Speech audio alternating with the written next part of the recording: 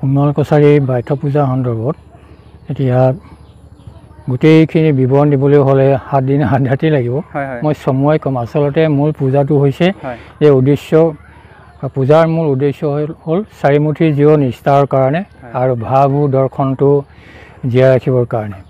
এতিয়া মূল তাৰ যিটো উদ্দেশ্য চাৰিমুঠি জীৱ নিষ্ঠাৰ হওক বুলি এই চাৰিমুঠি জীৱ যিজনে সৃষ্টি কৰিছিল সেইজনকেই সোণোৱাল কছাৰীসকলে আৰাধ্য দেৱতা খ্ৰিং বুলি কয়।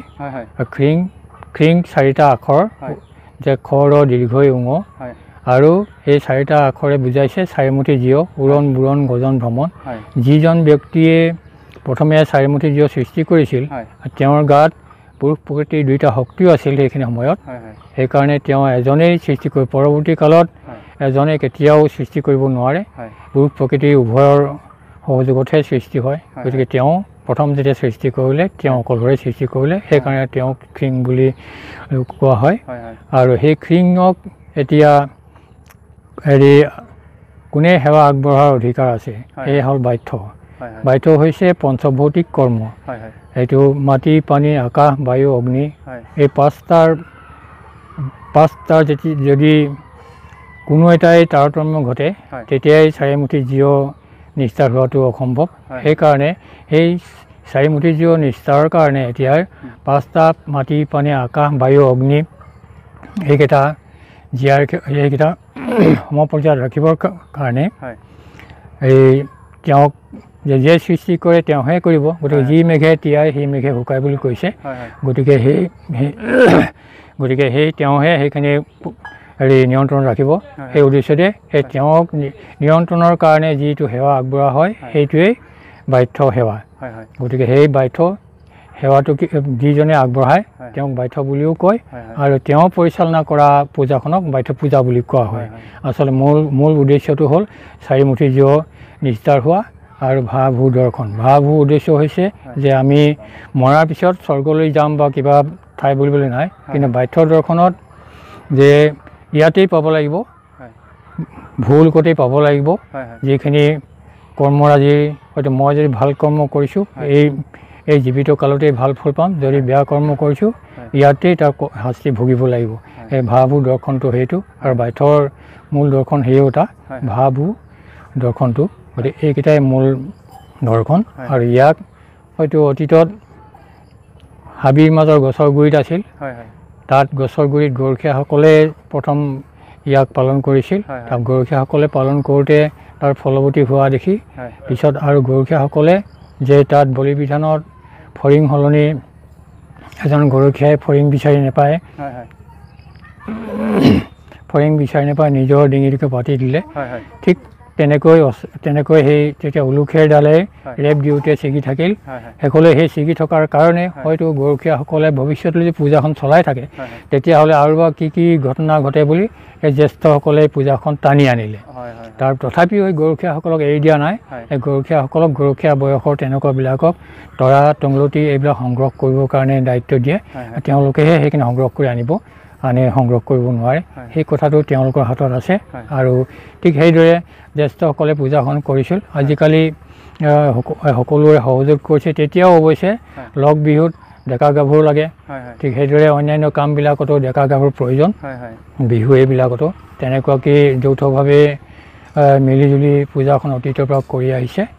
আৰু এটা সময়ত হয়তো পূজাখন ম্লান পৰিছিল, কিন্তু পৰৱৰ্তী চামে যে ইয়াৰ যিটো তত্ত্ব বুজি পায় আকৌ উদ্ধাৰ চেষ্টা কৰাত এতিয়া বৰ্তমানে যিটো পৰ্যায় পাইছেগৈ এতিয়া গোটেই অসম ভিত্তিক এতিয়া ইয়াত আনকি অৰুণাচল নাগালেণ্ড পৰ্যন্ত বাইথ পূজা আয়োজন কৰিছে, পূজা পাতিছে।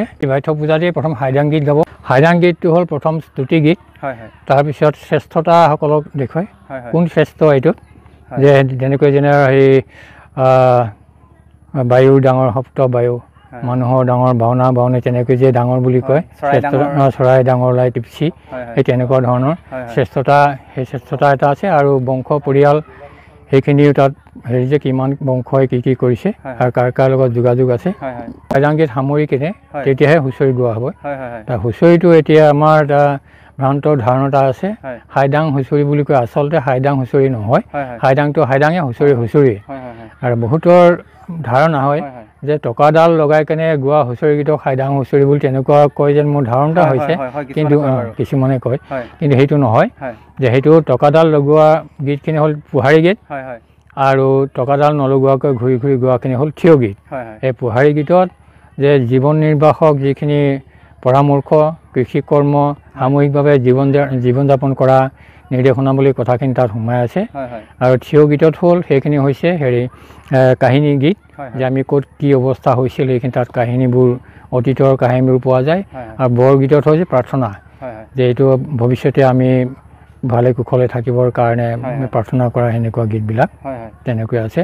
ঠিক হাইদাং গীতত তেনেকুৱাকৈ ভাগে ভাগে আছে, বংশ পৰিয়ালৰ পৰা কেনেকৈ জীৱন নিৰ্বাহ কৰে আৰু কেনেকৈ ঘৰ সংসাৰ কৰে, কেনেকৈ বিয়া বাৰু পাতে, কেনেকৈ ছোৱালী খুজিব লাগে, কেনেকৈ বিবাহ পাতিব লাগে, এনেকুৱা ধৰণৰ এই কাহিনী গোটেইবিলাক জীৱন নিৰ্বাহ, সামূহিক জীৱন নিৰ্বাহ গোটেই কাহিনীবোৰ তাত সোমাই আছে। হালালী ৰাজ্যখনটো এতিয়া শদিয়া অঞ্চলতে আছিলে। এতিয়া শদিয়া বুলি ক'লে এতিয়া মাত্ৰ এডোখৰ ঠাই বুলি কৈছে, কিন্তু তেতিয়া যিটো হালালী ৰাজ্য হ'লে পৰশুৰাম কুণ্ডলৈকে একেবাৰে ডিব্ৰুগড় এতিয়া যিখন দলং হৈছে সেই তাৰ দলঙৰ ওচৰত কলিয়াই থান, তালৈকে এটা বিস্তৃত এলেকা আছিল। সেইকাৰণে গীত মাতবিলাকতো আছে, সেই কলিয়াই থানৰ লগত সম্পৰ্ক আছে। আৰু সেই ধৰণৰ কি ৰংদৈ চাপৰি এডোখৰ বৃহত্তৰ এলেকা আছিল, তাৰ পৰিসীমা আছিল, পূৰ্বে আছিল কেঁচাইখাতি, পশ্চিমে আছিলে মালিনী থান, উত্তৰে তামৰেশ্বৰী, দক্ষিণে কলিয়াই থান, ইমান এটা বিস্তৃত এলেকা এটা আছিল। গতিকে সেই তাৰ উজনি আছিল এতিয়া হালালী ৰাজ্যখন। হালালী ৰাজ্যখন সেইখনকে এতিয়া আৰু তাত থকা সকলকে শদিয়াল কছাৰী বুলি বহুতে ক'ব খোজে। আৰু এতিয়া বহুৱা হ'ল সেইটো বিহুৰ পিছত, সেইটো দক্ষ যজ্ঞ পতা কাহিনীটো দেখুওৱা হয়, যিটো জামিৰাত ঢলাত যিটো দেখুৱায় সেইটো হ'ল গায়ন বায়ন সৃষ্টি হোৱা কাহিনীটো তাত সোমাই আছে।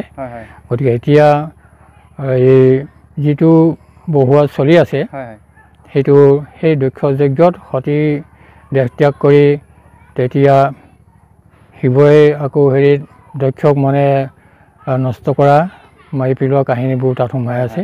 তেনেকুৱা দেখুৱাই যেতিয়া প্ৰাণ পালে, প্ৰাণ পোৱাৰ পিছত আনন্দ উল্লাসত নাচি বাগি ফুৰা সেই কাহিনীটো তাত চমুকৈ সেইটো সোমাই আছে। হগ্ৰা হ'ল হগ্ৰাই স্বীকাৰ কৰা কাহিনী। এতিয়া হগ্ৰাই তাৰ এতিয়ালৈকে প্ৰায় যিখিনি গীত গোৱা আছে, হগ্ৰাই যে সেৱা পূজা নকৰাকৈ, গাতিকিৰি দেৱতা নপূজাকৈ অস্ত্ৰ ধৰাৰ কাৰণে তেওঁ চিকাৰভ্ৰষ্ট হৈ ঘূৰি নাহিল, সেই ঘূৰি নহা কাহিনীটোকে বহুতে ক'ব বিচাৰে। আৰু সেইটোত হ'ল পহুটো নমৰে, আৰু যিটোত পহুটো মৰে সেইটো হগ্ৰাই তাৰ আগতে গৈছিল। সেইটো যিটো এতিয়া দেখুৱাই থকা হৈছে হুঁচৰি উৰুৱাত হগ্ৰাই বৰভোজ খাবৰ কাৰণে চিকাৰলৈ গৈছিল। বিহুত মতলীয়া হৈ সেৱা পূজা কৰিব পাহৰিলে, সেইদৰে যোৱাত তেওঁ সেই চিকাৰভ্ৰষ্ট হৈ ঘূৰি নাহিল। কিন্তু আগৰটো আছিল বাইথ পূজাৰ যিদিনা তৃতীয় দিনাখন, যেতিয়া হাইদাংগীত লগ বিহুৰ পিছত যেতিয়া হুঁচৰি নমায় তেতিয়া সেইটো নাচ তেতিয়া কৰিছিল। সেইটো আছিল গাহৰি। সেই গাহৰিটো এতিয়া আগতে পূজাত হগ্ৰাই সেৱা পূজা আগবঢ়াইছিল। সেৱা পূজা বৰচামন হাত ভাই তাত এযোৰ চিকাৰী বহি কেনে মাটিত বহি চিকাৰ কৰা চিকাৰীৰ কাৰণে এযোৰ ৰঙা আঙুলি কেঁকুৰা মেলি দিয়ে, আৰু হৰিচৰণ ৰঙাচৰণ নমতাৰ ভাগত ৰঙা আঙুলি কেঁকুৰা এবাৰ মেলি দিয়ে। সেই হৈছে গছৰ ডালত চাং পাতি চিকাৰ কৰাৰ কাৰণে। গতিকে সেই দুয়োটাতে তেওঁ সেৱা কৰি আগবঢ়াৰ কাৰণে তেওঁ চিকাৰলৈ যাওঁতে সাধাৰণতে প্ৰথম গাহৰিৰ মুখামুখি হ'ল। দঁতাল গাহৰি যদি একে কোবতে উঠিব নোৱাৰাকৈ মাৰিব নোৱাৰে তেতিয়া খেদি আহে, যিফালে অস্ত্ৰ ধৰে সেইফালে খেদি আহে। কিন্তু তেওঁ পূজাত টোপনি ক্ষতি কৰি যোৱাৰ কাৰণে খৰধৰ হওঁতে এই বৰ বেছি ঘূণীয়া নহ'ল, অলপ ঘূণীয়া হোৱাৰ কাৰণে খেদি আহিলে। খেদি আহোঁতে তেওঁ যে পূজা কৰি গৈছিল তেতিয়া ইষ্ট দেৱতাজন সন্তুষ্ট হৈ তেওঁ আহি তেওঁক মানে পিছফালৰ পৰা ই আগফালৰ পৰা মাৰিছে, ই পিছফালৰ পৰা হৰ মাৰি কিনে গাহৰিটো মাৰি পেলালে। তেতিয়া সেইকাৰণে ইষ্ট দেৱতাক স্মৰণ কৰি গ'লে যাত্ৰা সিদ্ধি হয়, স্মৰণ কৰি নগ'লে যাত্ৰা সিদ্ধি নহয় বুলি আমাৰ এটা প্ৰবাদ আছে। সেইটোৱে আৰু মূল সেই তত্ত্বটো। বাধ্যত হচং লোৱা প্ৰথাটো মানে হৰণ লোৱা। হৰণ শব্দটোৰ আমাৰ কছাৰী ভাষাত হচং বুলি কয়। হচং মানে প্ৰতিজ্ঞা কৰা। তেওঁ যে কৃষ্ণ ৰজাৰ চৰণত তেওঁ হচং লোৱাৰ প্ৰতিজ্ঞা, তেওঁৰ শিষ্য বুলি প্ৰতিজ্ঞা কৰাটোকে হচং লোৱা বুলি কোৱা হয়। এতিয়া সেই হচংটো অতীততো আছিল, তেতিয়া আছিল গজাই গুৰু। গজাই গুৰু হচং লৈছিল, কিন্তু গজাইক যেতিয়া জীয়াই জীয়াই বুদ্ধি কৰি জ্বলাই দিলে এটা সময়ত, সেইখিনি বহুতে সেই তাৰ সেই কাহিনীবোৰ বহুতে জানে যে তেওঁক যেতিয়া গজাইৰ লগত কেশদেৱ মহন্তই যুক্তি তৰ্কত প্ৰথম হাৰিলে, তাৰপিছত আকৌ শৰণাগত হৈ তেওঁৰ পৰা উপায় বিচাৰিলে। উপায় বিচাৰি তেওঁক কিছুমান হয়তো গোটেইখিনি দিলোঁ, মৰুখো নিদিওঁ বুলি ক'লে যদিও তেওঁ উপায় বিচাৰি আকৌ তেওঁৰ শৰণাগত হৈ তেওঁ বুদ্ধি ভৰসা কৰি পিছত যেতিয়া জানিলে, তেওঁ বিভিন্ন কেইবাজনো তেনেকুৱা বেজ বেজালিও জানিছিল, এনে ঔষধ পাতিও জানিছিল। সেইদৰে খৰ ওলোৱা এজনক ভাল কৰিলে, আৰু এনেকুৱা খুৰা এজনক ভাল কৰিলে, আৰু অন্ধ এজনক ভাল কৰিলে। সেইখিনি কৰাৰ পিছতে সেই তেওঁলোকে যেতিয়া ভাল পাই তেওঁৰ শৰণাগত হ'ল। শৰণাগত হোৱাৰ পিছতে আৰু বাকীবোৰ হয় তেওঁ কিবা এটা দেৱত্বৰ গুণ আছে বুলি এই শৰণাগত হোৱাৰ সংখ্যা যেতিয়া বাঢ়িব ধৰিলে, তেতিয়া এওঁক কি কৰি এতিয়া হেৰি কৰা হ'ল, ইজনকতো নাশ কৰিব লাগিব। তেতিয়া উপায় নাপায় তেওঁ গজাই আকৌ ধ্যান কৰিছিল যে ভৱিষ্যতে বছৰটো কি হ'ব, সেইখনৰ 7 দিনৰ কাৰণে তেওঁ ধ্যান কৰি আছিল, ঘৰৰ ভিতৰতে শুই আছিল। তেতিয়া তেওঁক নানা ৰকম উপায় কৰি যে 7 দিনলৈকে মানুহ জীয়াই নাথাকে, গতিকে এওঁ মৰিল বুলি জীয়াই জীয়াই ঘৰে সৈতে তেওঁক জ্বলাই দিলে। তেতিয়া অৰ্ধদগ্ধ অৱস্থাত তেওঁ অভিশাপ দিলে যে এতিয়া সেই অভিশাপ দিলে যে মোকতো তোমালোকে এনেকৈ জীয়াই জীয়াই নষ্ট কৰিলা, তোমালোককো এতিয়া সেইধৰণে তেনে সোণোৱাল কছাৰীৰ ৰজাও নহ'ব, গুৰুও নহ'ব, অভিশাপ দিলে। দি যদি এটা আলুৱা ৰঙা মতা কুকুৰা জীয়াই জীয়াই জ্বলাই কেনে যে মোক ভাগটো দিয়ে, তেতিয়া মই সন্তুষ্ট হ'ম, আপোনালোকেও ৰক্ষা পাব, এই বুলি কোৱাত তেতিয়াৰ পৰা সেই গজাই সকামটো তেনেকুৱা ধৰণৰ কৰি অহা হৈছে। কুকুৰাৰ সৈতে কৰা হয় আৰু তেনেকৈ। এতিয়া তেতিয়া যেতিয়া গজাই যেতিয়া গুৰুজন নাইকিয়া হ'ল, তেতিয়া আচল যিজন বাধ্য তেওঁক ৰাজপুৰোহিত হিচাপে দায়িত্ব দিছিল, সেই পুৰোহিতকেই গুৰু দায়িত্ব দিলে, সেইকাৰণে গুৰু বুলি কোৱা হয়। আৰু যেতিয়া হগ্ৰা ৰজা যেতিয়া ঘূৰি নাহিল, তেতিয়া ৰজাৰ দায়িত্ব তেওঁকে দিলে। সেই 3টা দায়িত্ব তেওঁৰ আছে, এটা হ'ল ৰাজপুৰোহিত, এটা হ'ল গুৰু, আৰু এটা হ'ল ৰাজা। সেইকাৰণে ৰাজা গুৰু বুলি কোৱা হয় তেওঁক, 3টা হেৰিত।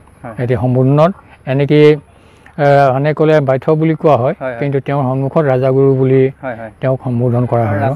মন্দিৰৰ মজিন্দাৰজনে ৰাজাগুৰু নহয়, সেইজন বেলেগ। মজিন্দাৰজন হ'ল এতিয়া তেওঁ কৰ কাটল জমা লৈ এতিয়া তেওঁ গোটেই সেইখিনি টকা পইচা যিমানবোৰ সেইখিনি মানে তেওঁ পৰিচালনা কৰে, সেইখিনিয়ে পূজাখন চলায়। আৰু যিজন ৰাজাগুৰু হ'ব তেওঁ আচল মূল যিজন পূজাৰী, সেই পূজাৰীজনক নদীৰ পৰা হাইদাংগীত বিহু কৰি আনি আনন্দ উৎসৱ পাতি তেওঁক পানী তুলি আনি তেওঁক এই অভিষেক গা চোৱা ধুৱাই অভিষেক কৰি কেনে তেওঁক পাতত বহোৱা হয়। সেইজন হ'ল ৰাজাগুৰু বা এনেকৈ পোনপটীয়া বাধ্য বুলি ক'ব লাগে। মূল মন্দিৰৰ যিডাল টকা, সেইডাল বাধ্য পূজাতেই তাক কাটি থোৱা হয়। 9 পাপ দীঘল, 10টা গাঁঠিযুক্ত, তাত আৰু 9যোৰ টকা মাৰি আছে। সেই 9যোৰ টকা মাৰি সেই ৰাজাগুৰু বৰ চাঙৰ ওপৰত থৈ দিয়া হয়। সেই 9যোৰ টকা মাৰি এই বাধ্য পূজাত নমোৱা নহয়। বাধ্য পূজাত আন মাৰিৰে সেই টকা মাৰিডাল টকাডালত কোবোৱা হয়। আৰু তাত আমাৰ 4টা খুঁটা, 4 মুঠি জীৱ, আৰু 9টা পাপ হৈছে 9জনী অপেশ্বৰী, বিহুৱতী, ছটাই কমলা, জাইমলা, ৰহিমলা, ৰামতী, ৰতী, বাহপাতি, বিচন্দ, সৰুমতী। এই 9জনীৰ প্ৰতীক হিচাপে সেই 9টা পাপ আৰু সেই 9জনীয়েই মানে গীত মাত সাধাৰণ গীত হুঁচৰি গীত আইনাম বিয়ানাম বিহুনাম ঢোল পেঁপা গগনা বাঁহী এইখিনি সেইকেইজনীয়ে নমাই আনিছিল সেইকেইজনীয়ে প্ৰতীক হিচাপতে সেই 9 পাপ দীঘল কৰি লোৱা হয় খেলটো হ'ল 7টা খেলত বিভক্ত কৰিছিল আৰু বংশ সমাজখনৰ আৰু 14টা বংশ আৰু হেৰি প্ৰতীকটো বংশতেই 4টাকৈ হজ তেনেকুৱাকৈ আগতে হেৰি ভাগ কৰি দিছিল আৰু সেই 7 খেল 14 বংশ হ'ল সেইখিনি যে ধৰ্মীয় শাসন পৰিচালনা কৰা সেইকেইটা বংশ বাহিৰতো বংশ আছে সেইখিনি তাৰ বাহিৰত যেনেকৈ এখন চৰকাৰ চলাবলৈ মন্ত্ৰী বিধায়ক ঠিক তেনেকুৱা ধৰণৰ সেই মন্ত্ৰী সভাখন দেৱতাৰ মন্ত্ৰী সভাখন সেই 14 বংশৰ দ্বাৰা পৰিচালিত হৈ আছে গতিকে সেই 14 বংশৰ হজ বংশ খেল এইখিনি আগতে তাক সৃষ্টি কৰাৰ কাৰণটো হৈছে একেটা হজত একেটা বংশত বিয়া বাৰু হ'লে বিকলাংগৰ সৃষ্টি হয় বুলি এটা প্ৰবাদ আছে আৰু সেই পুৰুষত বিকলাংগৰ সৃষ্টি নহ'লেও তাৰ পৰৱৰ্তী পৰ্যায়ত যিটো পৰৱৰ্তী পুৰুষ আহিব সেই পিছৰ জেনেৰেশ্যনত তেতিয়া তাত নিশ্চয় কোনোবা এটা জেনেৰেশ্যনত সেইটো বিকলাংগ সম্ভাৱনা আছে সেই ভয়তে মানে তেনেকৈ সেইকেইটা খুব কটকটীয়া বান্ধোনত তেতিয়া ৰাখি ধৰিছিল তেখেতসকলক এতিয়া আমাৰ এতিয়া ধৰক আমাৰ যিখিনি ঘৰুৱা পুৰাতনীয়া সকাম নিকাম সেইখিনি গোটেইখিনিতে আমাৰ মদ নহ'লে নহয় ইয়াক লাগিবই গতিকে সেইফালৰ পৰা এতিয়া সেই নিষিদ্ধ কৰিব নোৱাৰি এটা সময়ত চৰকাৰেও নিষিদ্ধ কৰিব বিচাৰিছিল প্ৰায় 56-57 চনমানত বৰ ডাঙৰ অভিযান এটা চলিছিল তেতিয়া তেওঁলোকেও গোটেই গাঁৱে ভূঞে যেতিয়া সকাম নিকাম এইবোৰ চালে তেতিয়া তেওঁলোকেও যে সেইটো ঘৰুৱা সকাম নিকাম চলাবৰ কাৰণে 2.5 কেজি চাউলৰ বনাব পাৰিব বুলি তেতিয়া এখন এটা দিছিলে আজ্ঞা এটা দিছিল গতিকে সেইফালৰ পৰা যিখিনি আমাৰ নীতি নিয়মৰ সেইখিনিয়ে কেতিয়াও হেৰি ঔষধিযুক্ত তাৰ কিছুমান যিখিনি বনৌষধি তাত মিশ্ৰিত কৰা হয় যিটো এতিয়া টেবলেট বনোৱা হয় এইটো পিঠা বনোৱা হয় সেই পিঠাটোত ঔষধিযুক্ত বনৰ শিপা পাত ছাল এইবোৰ আছে গতিকে সেইখিনি যদি নিয়মীয়াকৈ তাক সেৱন কৰে তেতিয়া কেতিয়াও অপকাৰ নহয় এতিয়া সেই কেৱল যে খন্তেকীয়া নিচা ধৰিবৰ কাৰণে এতিয়া বিভিন্ন ধৰণৰ এতিয়া হেৰি তৈয়াৰ কৰিছে চুলাইকে আদি কৰি বিভিন্ন ব্যৱসায় ভিত্তিক অনাৰ কাৰণে সেইটো ধ্বংস হৈছে আৰু প্ৰথম সৃষ্টি কৰোঁতে আজ্ঞা দিছিল নলচুঙাই দুচুঙাহে খাব পাৰিব তাৰ অধিক হ'লে ব্যভিচাৰী হ'ব গুপুত কথাৰ বাহিৰ হ'ব বুলি তেনেকৈ অভিশাপ দিয়া আছে সেইকাৰণে এতিয়া বেছি যিসকলে সেৱন কৰে তেওঁলোকৰ কেতিয়াও এইটো নিজকে কণ্ট্ৰলত ৰাখিব নোৱাৰে বিভিন্ন ধৰণৰ কথাবোৰ ওলায় তেতিয়া লাজ ভাৱটো নাইকিয়া হয় তেনেকুৱা হয় সেইকাৰণে এতিয়া যিমানবোৰ অন্যায় অত্যাচাৰ বেছি হৈছে সেইটোৰ পৰাহে হৈছে মইতো ব্যক্তিগতভাৱে পৰামৰ্শ সদায় দি আছোঁ যে এদিন আমি স্মৰণ কৰিব লাগিব যিহেতু বিষ্ণুৰাভাই আমাৰ ঘৰতে আছিল 1945 চনত সেই বছৰ এনেকুৱা ধৰণৰ মানুহৰ এটা মানসিকতা এনেকুৱা এটা হৈছিল যে এইবোৰ হাবিয়ে জংঘলে পূজা সেৱা কৰাবোৰ অনৰ্থক গতিকে এইবোৰ গছৰ গুৰিত কি এইবোৰ অনৰ্থক এনেকুৱা ধৰণৰ এটা অপপ্ৰচাৰ এটা হৈছিল অপপ্ৰচাৰ হোৱা সময়খিনিতে তেতিয়া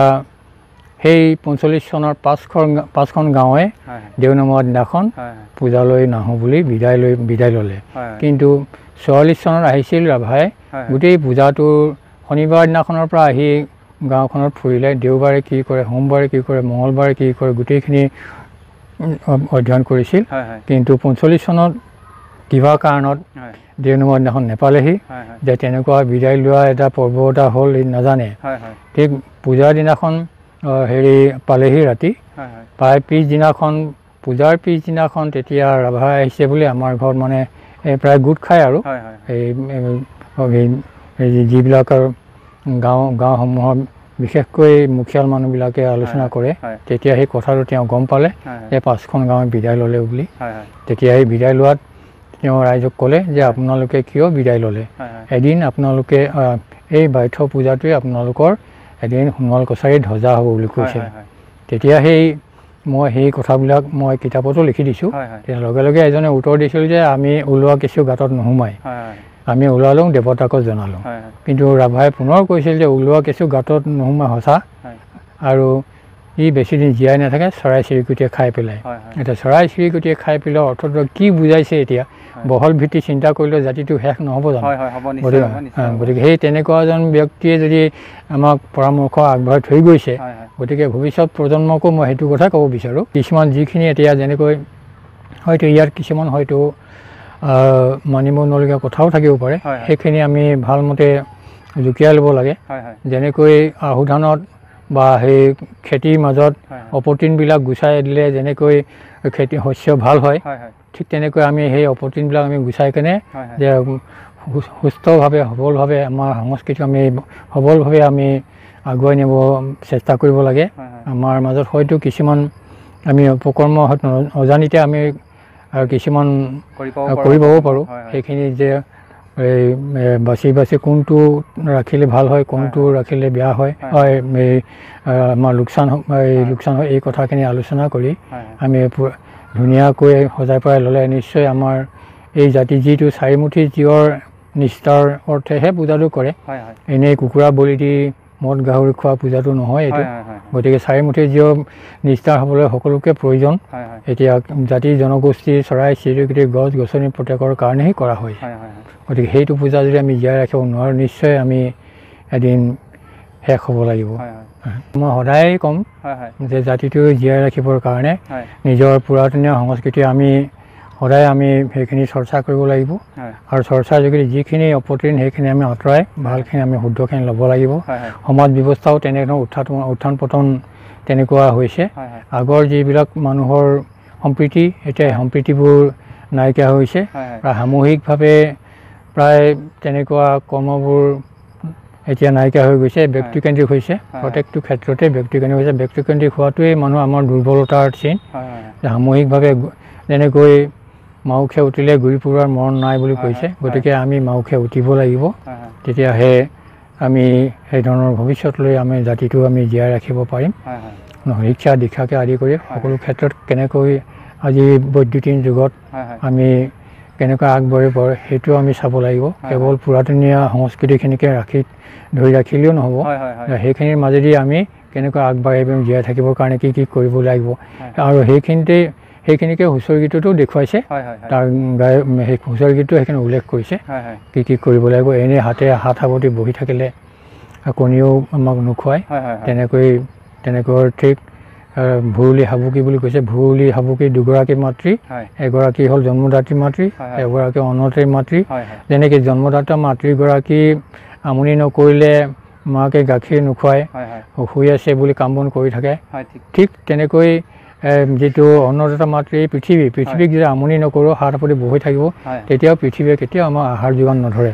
পৃথিৱীক আমনি কৰিব লাগিব, তেতিয়াহে পৃথিৱীয়ে আমাক খাবলৈ ভাত মুঠি দিব। গতিকে এইখিনি ইটোৰ লগত সিটো সম্পৰ্ক আছে। গতিকে তেনেকুৱা ধৰণৰ আজিৰ যুগত হয়তো পৃথিৱীক আমনি কৰি খাবলৈ হ'লে তেনেকুৱা ধৰণৰ আমাৰ পৰিৱেশ নাই। সেই ধৰণৰ আমি বুদ্ধিৰ বলেৰে আমি আগবাঢ়িব লাগিব। কি বুদ্ধিৰে আমি সেই ধৰণৰ সুফল লাভ কৰিব পাৰিম, আৰু সুবুদ্ধিৰে সুজ্ঞানে আগবাঢ়িলে সেইখিনিহে আমাৰ স্থায়ী হ'ব। সেইকাৰণে সেইটোকে ভু অৰ্থটো তাকেই বুজাইছে। মানে ভাৰতখন এই ভুল গোটেই পাব লাগে। স্বৰ্গ বুলি এখন আমি বাধ্য দৰ্শনত নকয়, মৰাৰ পিছত আমি ক'লৈ যাম ক'ব নোৱাৰোঁ। গতিকে এই জীয়াই থকা কালতে আমি সুফল পাব লাগে। যদি মই অন্যায় কৰিছোঁ, ইয়াতে মই শাস্তি ভুগিব লাগে, তেতিয়াহে মোৰ পিছৰ জন্মই জানিব যে তেওঁ আমুকটো বেয়া কাম কৰিলে, সেইকাৰণে এই জন্মতে তেওঁ শাস্তি ভুগিলে। এই কথাটো আনে প্ৰমাণ পাব লাগে। তেতিয়া আচল বাধ্য দৰ্শনে সেইটোকে বুজাইছে।